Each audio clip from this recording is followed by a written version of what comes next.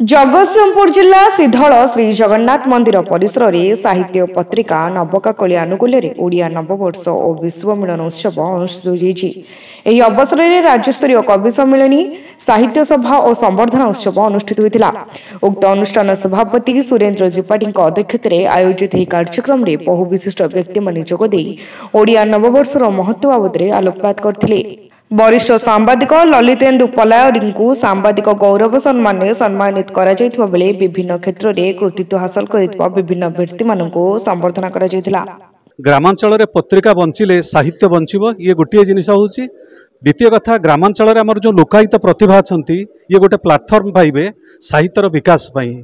साहित्यर विकास हेले संस्कृतिर विकास हेले समाज ही सृष्टि यही उद्देश्य अभिमुखन के नवकाकली आज ग्रामांचल गोटे ग्रामांचल साहित्य केमी विकास हो पार एवं पत्रिका विशेषकर पल्लीभित्तिक पत्रिका ग्रामांचल जो पत्रिका सेगुड़िक बंचब यही दुईटा हुए।